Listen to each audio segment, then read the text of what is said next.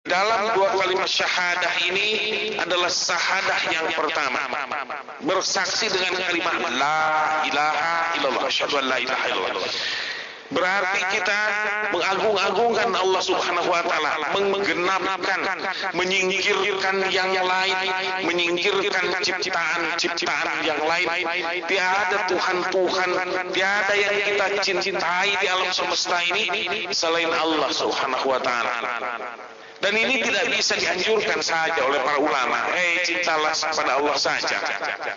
Jangan kau mencintai yang lain, tidak bisa. Ini manusia hidup di alam semesta, hidup di dunia ini, yang dimakannya apa yang ada di dunia ini, yang dilihat lalu hati menjadi senang apa-apa yang ada di dunia ini, yang terdengar menggembirakan dan tidak menyenangkan, bersedih lalu dan gundah gulana di dalam hatinya tentang apa yang terlihat, apa yang terdengar dan apa yang dirasakannya di dunia ini. Jadi apabila para sahabat sekalian ingin mengesahkan Allah Subhanahu wa taala, berarti kita harus memutuskan ciptaan yang ada di alam semesta ini. Saat itulah kita melatih diri dengan la ilaha illallah. Tiada Tuhan yang lain, berarti tidak ada yang kita patuhi selain Allah Subhanahu wa taala. Tiada yang kita cintai di alam ini selain Allah Subhanahu wa taala.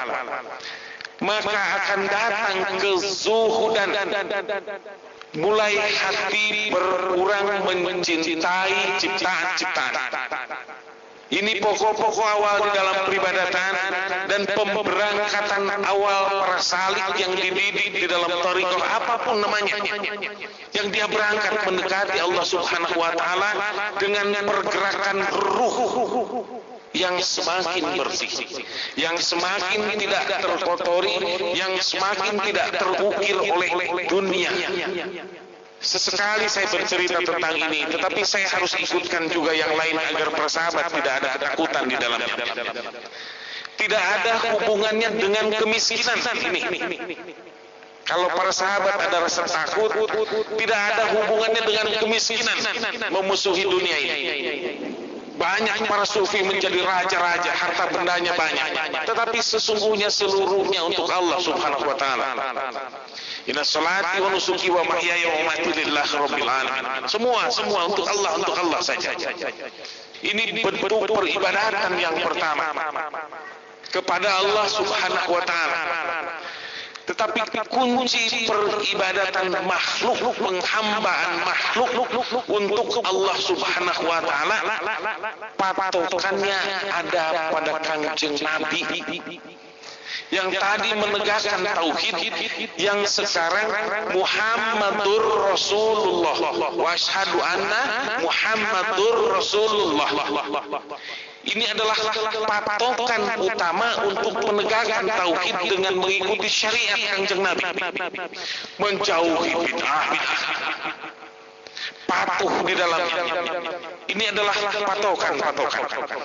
Barang siapa berselawat kepada Kangjeng Nabi, gugur pula kecintaan kepada dunia, tetapi terbuka lebar segala macam kebutuhan kita.